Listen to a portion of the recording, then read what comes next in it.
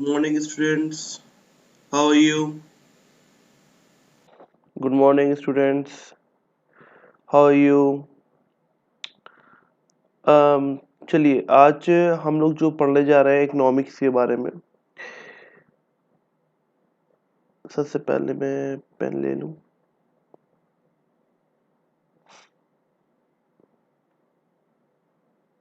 हम्म देखिए, economics is originally drive from the Greek word. ये चीज़ पहले आप लोग याद रखिए क्या होता है। पहली चीज़, ये चैप्टर पढ़ने जा रहे हैं, इसमें इकोनॉमिक्स का मतलब होता है बेटर यूटिलाइजेशन करना। Better utilization of available resources. Okay, तो रिमेंबर थिंग्स कि हम लोग इकोनॉमिक्स पढ़ते क्यों हैं। इकोनॉमिक्स हम लोग पढ़ते इसलिए हैं कि देखिए, हमारी वांट जो होती है वो अनलिमिटेड है। हमारी वांट जो होती है वो अनलिमिटेड होती है, पर हमारे रिसोर्सेज क्या होंगे, वो लिमिटेड होंगे। हमारी वांट अनलिमिटेड है और हमारे रिसोर्सेज लिमिटेड होते हैं। अब हम लोगों को अपनी लिमिटेड जो रिसोर्सेस हैं उसे कैसे इस्तेमाल करना है कि हम मैक्सिमम सेटिस्फैक्शन ऑब्टेन कर सकें। तो ये चीज़ें हम लोग इकोनॉमिक्स के अंदर पढ़ते हैं। इकोनॉमिक्स हमें यही सिखाता ही है कि कैसे हम लोग बेटर यूटिलाइजेशन कर सकते हैं अवेलेबल रिसोर्सेज के लिए। और हम लोगों ने लास्ट लेक्चर में लियोनार्डो रॉबिन्सन की जो हम लोगों ने पढ़ा था कि स्केर्सिटी डिफिनेशन, जहां उन्होंने कहा था economy is a study of human behaviour which deal with the ends and means which have alternative use. तो उन्होंने ये कहा था कि इकोनॉमी स्टडी है ह्यूमन बिहेवियर के ऊपर, और जो कि वो डील करती है किस पर, एंड्स एंड मीन्स के ऊपर। एंड्स का मतलब मैं ऑलरेडी बता चुका था कि एंड्स का मतलब होता है अनलिमिटेड वांट्स, और मीन्स का मतलब होता है रिसोर्सेज। और अनलिमिटेड वांट्स एक तरफ अनलिमिटेड चीज है, एक तरफ लिमिटेड चीज है। तो अब लिमिटेड एंड लिमिटेड में कैसे कंपैरिजन किया जाए जिससे कि मैक्सिमम सेटिस्फैक्शन ऑब्टेन किया जाए। तो हम लोग पूरी लाइफ में इकोनॉमिक्स अप्लाई करते हैं और यही इकोनॉमिक्स हमको सिखाता है कि कैसे हम बेटर यूटिलाइजेशन कर सकते हैं। Now come to the basic points of economy. ये चीज देखिए बहुत जाननी जरूरी होती है कि कोई पूछ लेता है कि इकोनॉमी वर्ड ओरिजिन कहाँ से हुआ है। तो इस ओरिजिन वर्ड हुआ है ओइकस से। It means household. Household का मतलब होता है बेटा सोसाइटी, ठीक है। Group of peoples, group of house, तो सोसाइटी होता है। एन्यूमर्स मतलब होता है मैनेजमेंट। मैनेजमेंट का मतलब होता है getting work done effectively and efficiently through other. ठीक है, लिख लीजिए ये चीज कि कोई भी अगर नॉर्मली मैनेजमेंट के बारे में पूछता है, what do mean by the management and what do understand by the management, ठीक है। तो आप लोग क्या बोलोगे कि मैनेजमेंट मीन्स होता है कि getting work done effectively and efficiently through others, ठीक है। ये मैनेजमेंट हमारा होता है। तो हम लोग मैनेजमेंट, हाउस होल्ड और मैनेजमेंट जब मिले थे तब इकोनॉमिक्स हमारा क्रिएट हुआ। चीज़ों को मैनेज करना, better utilization of available resources को क्रिएट करना, ठीक है। It is the biggest, one of the biggest part of the management. अब सेकेंड पॉइंट में क्या लिखा है, it refer to managing of the household using the limited fund. Managing किसका, लिमिटेड फंड का। कि कैसे भाई हमारे पास कम पैसा है लेकिन हमारे पास चीज़ें ज़्यादा हैं, तो हम उस चीज़ों पर मतलब हम चाहते ज़्यादा है, हमारी डिज़ायर, हमारे वांट ज़्यादा है, लेकिन हमारे पास जो जेब में पैसे हैं वो लिमिटेड है। तो हम हर चीज़ तो खरीद नहीं सकते मार्केट से। तो हम क्या करेंगे कि जो मैक्सिमम नीडेड चीज़ें हैं, जो मेरे लिए सबसे ज़्यादा एसेंशियल है, ठीक है, उनको हम पहले खरीदते हैं। तो हम अपने दिमाग में ही प्रोडक्ट की रैंकिंग देते हैं। जो मोस्ट इंपॉर्टेंट होता है वो नंबर वन पे होता है, मोस्ट के बाद number two, number three, number four, और ऐसे पैसे जैसे जैसे बचते चले जाते हैं हम उसको इस्तेमाल करते, वांट को अपनी सेटिस्फाई करते चले जाते हैं, ठीक है, परचेज करके कमोडिटी को, ठीक है। फिर क्या तीसरी बात क्या लिखी हुई है, तो अब कोई पूछेगा कि भाई मैनेजमेंट किस सेंस में है, तो तुम बोलोगे कि फंड को, लिमिटेड फंड को यूज करने के लिए, ठीक है, मैनेज करने के लिए होता है, ठीक है। उसके बाद क्या, economic study the way and means in which the people organize themselves to tackle the problem of scarcity. Scarcity से कैसे वो लिपट सके, ठीक है। तरीका बताता है कि कैसे एक इंसान कम पैसों में अपने स्केर्सिटी मतलब कमी को पूरा कर सके, ये इकोनॉमिक्स हमको सिखाता है। तो सिंपल मीनिंग जो कंक्लूजन क्या निकला मीन इकोनॉमिक्स का, better utilization of available resources, तो आप ये बोल सकते हैं, ठीक है। अब यहाँ पे क्या है हमारा, economy is defined as a social science, ठीक है, ये सोशल साइंस हमारा कहा गया, ठीक है, it is a social science. अब नेक्स्ट क्या है हमारा,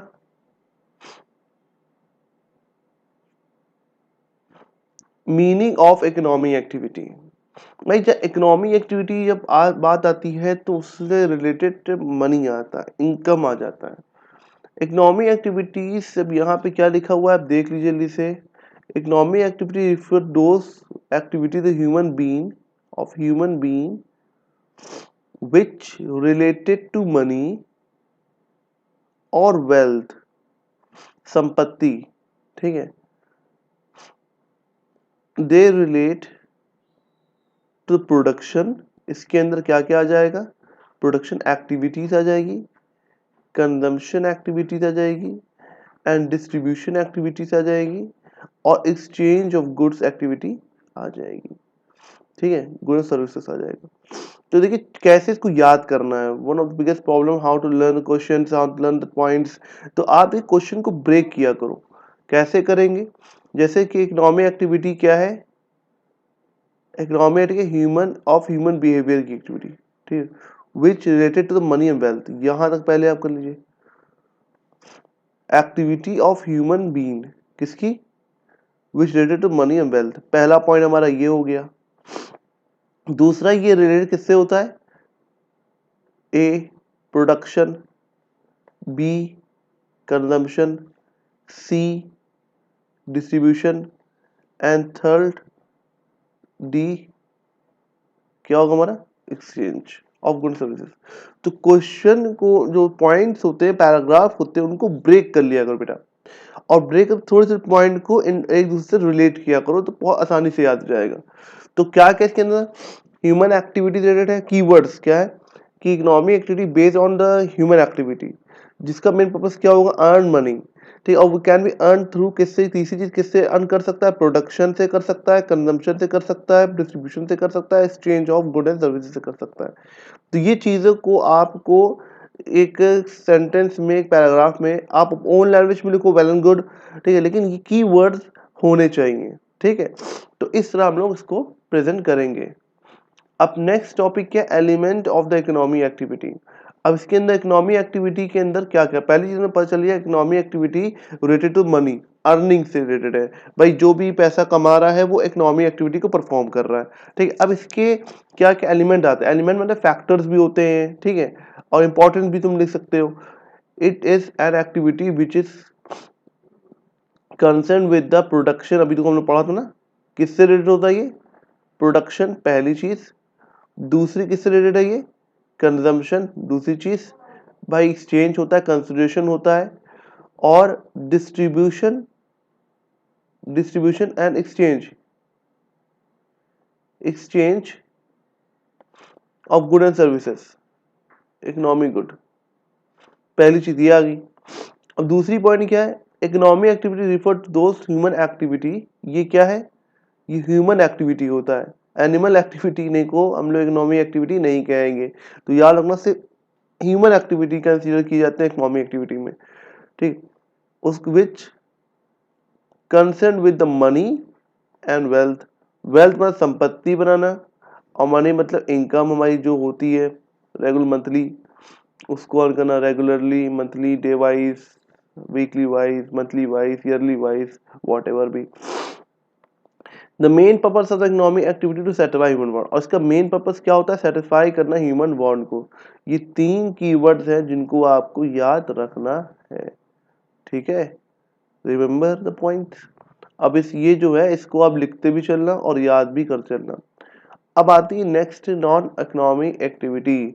अब नॉन इकोनॉमिक एक्टिविटी क्या होता है भाई? देखिए, इकोनॉमिक एक्टिविटी जैसे हमने पढ़ा, उसका मेन मकसद पैसा कमाना और creating of wealth, money and money wealth create करना। तो इसका उल्टा यही होगा। इसमें सामाजिक चैरिटी मतलब कि सेल्फ सेटिस्फैक्शन इसके अंदर आ जाता है। मतलब इसमें हमें कुछ चाहिए नहीं, बस है कि जैसे कह सकते हैं हम लोग अपने को कहते हैं ना, संतुष्टि, ठीक है, और सुकून के लिए, पुण्य कमाने के लिए, नेकियां कमाने के लिए, सवाब कमाने के लिए जो काम लोग करते हैं, वो कहता है नॉन इकोनॉमिक एक्टिविटी। ऐसा समझ लो। अब इसको पढ़ भी लेते हैं, समझ भी लेते हैं हम लोग, याद भी कर लेते हैं, तीनों काम कर लेते हैं, सब कुछ कराने के साथ हम लोग। फिकर मत, फिकर नॉट, ओके। चलो, economic activity refer those activity which have no economic aspect, जिसमें कोई भी पैसा कमाने का एस्पेक्ट नहीं होता। No consent with a money और मनी वेल्थ। मनी वेल्थ क्यों नहीं होता? जैसे कि ये सोशल एक्टिविटी, समाज के लिए आपने कुछ कर लिया, रोड साफ करवा दी, रोड में कुछ आपने लगवा दिया, या रोड समा सोशल मतलब कि आप समझ सकते हैं कि किसी की आपने समाज में किसी मदद कर दी, ठीक है। और ये सब चीज़ें समाज के कोई भी सोशल वर्क करते हैं आप लोग इन ह्यूमैनिटी को बेस लेकर के, तो उसमें इकोनॉमिक एक्टिविटी नहीं होता है, मतलब पैसा अर्न करना मेन मोटिव नहीं होता। Political activity, religious activity. अब रिलीजियस एक्टिविटी, आपने किसी मौलाना या पंडित को आपने जा करके कुछ खिला दिया, पिला दिया, या उसके कुछ रहने का इंतजाम कर दिया, जब तक वो मस्जिद में है वहीं रहे, अपनी फैमिली को लेकर रहे, ठीक है। तो आपने कुछ उससे उसको पगजिट दिया, एक्स्ट्रा बेनिफिट दिया, लेकिन उसके आपने रिटर्न कुछ नहीं लिया, तो ये रिलीजियस आ जाता है। धर्म के लिए कुछ करना, तो मतलब कि धर्म की खातिर कुछ करना, धर्म के लिए कुछ करना, ठीक है, तो वो रिलीजियस एक्टिविटीज में पैसा मोटिव नहीं होता। चैरिटी करना संतुष्टि, सेल्फ संतुष्टि के लिए, ठीक है, अपनी संतुष्टि के लिए, ठीक है, चैरिटी करना। जैसे कि चैरिटी में इंक्लूड क्या क्या होगा है? एनजीओ में पैसा देना, सदका देना, किसी कम लो इनकम पर्सन को वो स्टेबल करना, कई चीजें आती हैं, अपना समझ सकते हैं, ठीक है। अपना एक्टिविटी, ये सारी चीजें क्या होती है बेटा? नॉन इकोनॉमिक एक्टिविटी होती है। नेक्स्ट हमारा क्या आता है? We shall now discuss the major definition of economy under the following 4 group. अब हम लोगों ने देखी ये चीज पढ़ी थी, वेल्थ डिफिनेशन, और उसके बाद क्या थी हमारी? Materials wealth definition, scarcity definition and growth definition. हमको पता है कि ये अलग अलग प्रोफेसरों ने अलग अलग ये दिया है। वेल्थ डिफिनेशन ऑलरेडी हम लोगों ने कवर कर लिया था, और स्केर्सिटी डिफिनेशन हम लोगों ने ऑलरेडी कवर कर लिया था। अब देखिए, वेल्थ डिफिनेशन के बारे में फिर से मैं बता दे रहा हूँ कि ये चीज़ें आप लोग लिख लेना, एग्जाम में बहुत ज़रूरी है, ठीक है। ये सब चीज़ें बहुत ज़रूरी है, ठीक है। तो एडम स्मिथ जो थे 1723 में, ठीक है, और उनकी डेथ हुई थी 1790 में। तो ये उनके फॉलोअर्स थे, ये सब जितने थे, जेबी से वॉकर, ये सब जो थे इनके, जेएस मिल, ठीक, डेविड रिकार्डो, ये सब सारे क्या थे? इनके इनके फॉलोअर्स थे, इनके स्टूडेंट कह सकते हैं आप। The first systematically complete book इनकी क्या थी? इनकी एक बुक थी, उनका नाम था economy of inquiry into the natures and causes of wealth nation, ठीक है। इनकी बुक में इन्होंने वेल्थ डिफिनेशन को डिफाइन किया था। इसको लिखा किसने था? एडम स्मिथ ने लिखा था, जो कि प्रोफेसर थे फिलोसफी के, ठीक है। पब्लिश कब हुई थी? 1776 में। और ये फादर ऑफ इकोनॉमिक्स, उसके बाद ये इनको एक लक़ब मिला क्या, फादर ऑफ इकोनॉमिक्स। तो who is the father of economics? Adam Smith the father of economics. तो उन्होंने एक रोड किताब लिखी थी, कौन सी किताब लिखी थी? उनकी बुक का नाम क्या था? तो लिखी economies and enquiring into the nature and causes of wealth of nation. ये हम लोग ने एक किताब थी जिसमें एडम स्मिथ ने लिखी थी, वो फिलोसोफर थे और पब्लिश की गई थी 1776 में, ठीक है। और इनको उस वक्त से एक फादर ऑफ इकोनॉमिक्स का लक़ब मिला। ये पहले इकोनॉमिक्स है जिन्होंने ये थ्योरी लिखी थी। इससे पहले कई रिसर्च हुई थी लेकिन वो रिकग्नाइज नहीं हो पाई थी, ठीक है। अब डिफिनेशन क्या थी एडम स्मिथ की? इनकी ये किताब थी, यहाँ पर इनकी डिफिनेशन है, economy was regard as a science. अच्छा, इसको साइंस क्यों कहा जाता है? साइंस मतलब बॉडी ऑफ नॉलेज, मतलब किसी चीज को आप देख करके उससे ज्ञान हासिल करो, या कोई चीज आप पढ़ करके ज्ञान हासिल करो, उसे कहते हैं साइंस, ठीक है। तो साइंस क्या है? एक बॉडी ऑफ नॉलेज होता है विच स्टडी, जो स्टडी करता है द प्रोडक्शन, किस पर बेस्ड होता है? Production and consumption of wealth पर। जो इन्होंने बोला था कि इकोनॉमी एक रिगार्डिंग टू साइंस है जिसमें हम लोग समझते हैं कैसे प्रोडक्शन किया जाए और कैसे कंजम्पशन ऑफ वेल्थ किया जाए। अब इसको उन्होंने साइंस क्यों कहा? क्योंकि भाई देखिए, हर जगह प्रोडक्शन करना पॉसिबल नहीं है। नेचर बहुत बड़ा है, अर्थ हमारी बहुत बड़ी है, ठीक है, और हर जगह हर चीज नहीं होती। अब आप चाहो कि खुशरू बाग में जा करके सेब का पेड़ पैदा कर, सेब का फल पैदा किया जाए, तो क्या ये पॉसिबल है कि इलाहाबाद के अंदर खुशरू बाग में आप सेब की एग्रीकल्चर कर रहे हैं? तो आंसर इज नो। जाफरान है तो केसर से कहा जाता है, ठीक है, सैफरॉन, तो उसकी भी खेती यहाँ नहीं होती, ठंडे इलाके में होती है। तो अब इन्होंने कहा कि नेचर को समझना, नेचर एक साइंस है, ठीक है, वो एक बॉडी ऑफ नॉलेज है, आप उसको समझो, अंडरस्टैंड करो, ठीक है, और उसको समझने के बाद आप कहाँ प्रोडक्शन करना है, कहाँ कंजम्पशन करना है। अब जैसे एक मिसाल है, गंजों की नगरी में कंघी बेचने आप जाइए, तो आपकी सेल होगी? जाहिर सी बात है, नहीं होगी। तो यही चीजें ध्यान रखनी है हमको कि कहाँ पर कौन सी चीज को कंज्यूम करना है या सेल करना है या प्रोडक्शन करना है। तो इसको समझना भी एक बहुत बड़ी अपने में कला होती है, और ये वही समझ पाएगा जिसको नेचर की नॉलेज होगी, जिसको आइडिया होगा इकोनॉमिक्स का, ठीक है। तो हम लोग इकोनॉमिक्स इसीलिए पढ़ते हैं कि हम आगे चल के जब प्रोडक्शन या मैन्युफैक्चरिंग या बिजनेसमैन बने तो हम ये समझ सके कि कहाँ पर क्या क्या चीज जरूरी है, आइडेंटिफाई कर सके, ठीक है। हमको एक तरीका पर चल गया है, अब इस पे चलना हमारा काम है।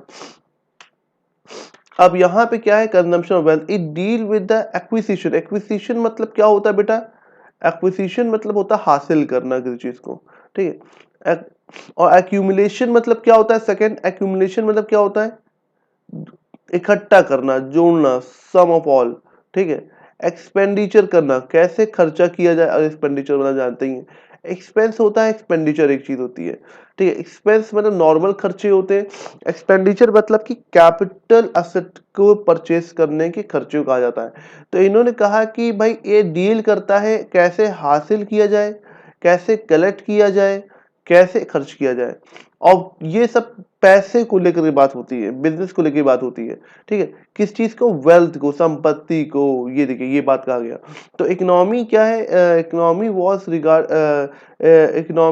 Regards as a science which studies the production and the consumption of wealth. एक पॉइंट ये हो गया, किस पे स्टडी करता है ये? Consumption and production of wealth पर, ठीक है। It deal with acquisition, accumulation, expenditure of wealth, ठीक है। अब यहाँ पे ये चीज हमने पढ़ लिया, ये डिफिनेशन है। आप नीचे भी एक डिफिनेशन लिखिए, जो आपको बेहतर लगे वो आप कैरी ऑन कर सकते हो। नेक्स्ट क्या है? अब यहाँ पे क्या लिखा हुआ है इसके? It also study how the individuals, government and investor, ठीक है, और and nation allocate the scale resources. Allocate मतलब क्या होता है बेटा? एलोकेट मतलब होता है तहकीकात करना, रिसर्च करना, ठीक है, ढूंढना, ठीक है। एलोकेट द स्केयर, स्केयर मतलब क्या होता है, जो चीज कम होती है, ठीक है। अच्छा, मीनिंग लिखते चलना क्योंकि तुमको बहुत काम आएगी, ठीक है, याद करते वक्त भी और आपकी वोकैबुलरी को भी इंक्रीज करते हुए। स्केर्स मतलब जो कम होता है, ठीक है, लिमिटेड जो है। और resources fulfil there unlimited want, हम लोग एलोकेट करते हैं स्केर्स रिसोर्सेस जो फुलफिल कर सके हमारी अनलिमिटेड वांट को, ठीक है। तो कोई भी, पहला कौन बंदा है, 3 लोग हैं, इंडिविजुअल पहला, गवर्नमेंट दूसरा, इन्वेस्टर और नेशन तीसरा, ठीक है। ये जो होते हैं तीनों लोग क्या करते हैं, एलोकेट करते हैं, रिसर्च करते हैं, ढूंढते हैं, तहकीकात करते हैं, क्या, रिसोर्सेस को, किस चीज को, रिसोर्सेस को। और किस लिए करते हैं, रिसोर्सेस को ढूंढते हैं, किस लिए एलोकेट करते हैं, किसको, रिसोर्सेस को। और ये रिसोर्सेस को एलोकेट करते हैं किस लिए, सेटिस्फाई कर सके किसको, अपने वांट को, ठीक है, फुलफिल कर सके वांट को। तो ये चीज होती है हमारी। Explain the nation of wealth create he had integrated through the mercantilism, mercantilism मतलब बेटा होता है बिजनेस से रिलेटेड, ठीक है।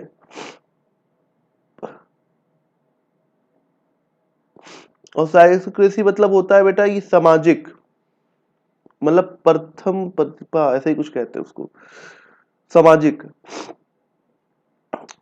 And gave important both trade and agriculture, जो कि इम्पोर्टेंट है ट्रेड और एग्रीकल्चर को।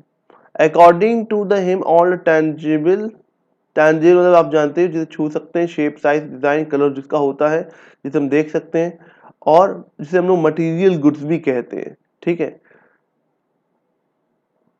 और वेल्थ, इन्होंने क्या कहा, वो क्या होगी हमारी वेल्थ होगी। Production of a nation can be created, creation of wealth, equal distribution, the production of wealth should be increase, ठीक। इक्वल डिस्ट्रीब्यूशन होना चाहिए हर चीज का, जिससे कि प्रोडक्शन क्या हो, हर जगह प्रॉपर होना चाहिए।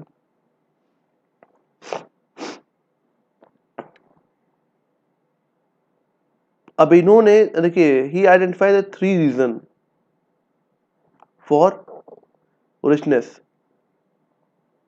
अगर आपको अमीर बनना है तो 3 काम आपको करना होगा। डिवीजन ऑफ लेबर, मैं राइट पर्सन को राइट जगह पर राइट टाइम पर अप्लाई करना या अपॉइंट करना, ठीक है। दूसरा है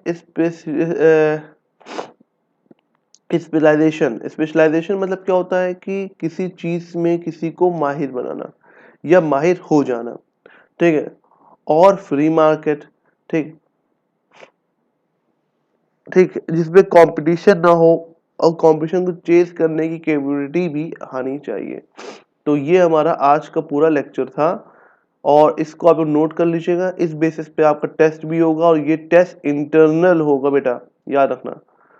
और इस बेस पे हो सकता है आपको मार्क्स भी एग्जाम में दिया जाए, ठीक है। Remember, thank you class.